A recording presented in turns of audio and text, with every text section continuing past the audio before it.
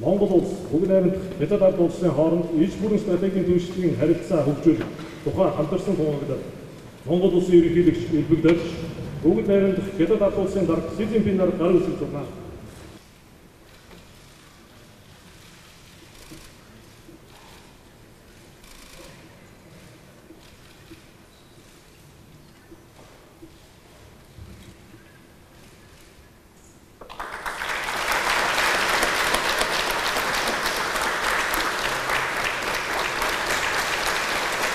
Монгол хятадын хооронд 1949-с 2012 онд байгуулсан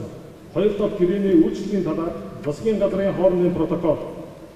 Монгол улсын гадаад харилцааны яам, бүгд найрамдах хятад ард улсын гадаад хэргийн яам хоорондын хамт ажиллагааны протокол, Монгол улсын гадаад харилцааны сайд бод, бүгд найрамдах хятад ард улсын гадаад хэргийн сайд Ван Ий нар тус гарын үсэг зурна.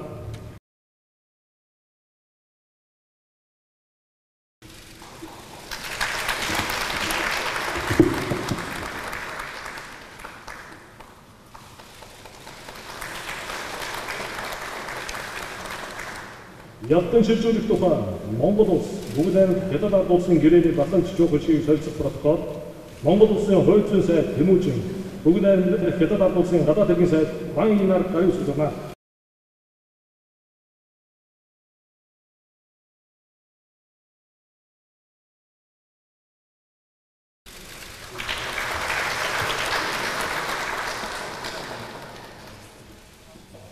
Монгол улс хятад улсын нутаг дэвсгэрээр далайд гарах болон буцах дамжин өнгөрөх тээврийн тухай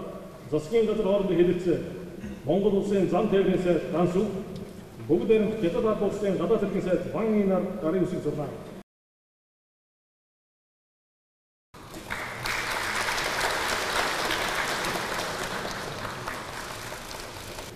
Айлчлалын үеэр бүгд найрамдах хятад улсын дарга Си Цзиньпин бид хоёр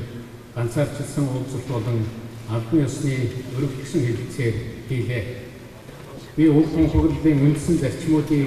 энэ онцгойлонд орохыг хүсэж байна. Талууд бие биеийн тусгаар тогтнол, бүрэн их нутаг дэвсгэрийн бүрэн бүтэн байдлыг харилцан хүндэтгэх, харилцан үл довтлох, хүч үл хэрэглэх буюу хүчээр сүрдүүлэхгүй байх, дотоод хэрэгт үл оролцох, эрх тэгш харилцан ашигтай байх, инх тайвнаар зэрэгцэн орших, тус тусын сонгосон хөгжлийн замыг харилцан хүндэтгэх гэж тодорхойллоо. Монгол улсын уул уурхай яам, бүгд найрамдах хятад ард улсын үндэсний хөгжил, шинжлэлийн хооронд нүрсний хүн боловсруулалтыг эрчимжүүлэх салбарын хамтын ажиллагааны тухай харилцаа ойлголцын санамж шиг Монгол улсын уул уурхай сайд анх хоёр бүгд найрамдах хятад ард улсын үндэсний хөгжил, шинжлэлийн хорооны дарга Сүү Шаоши нар гарын үсэг зурна.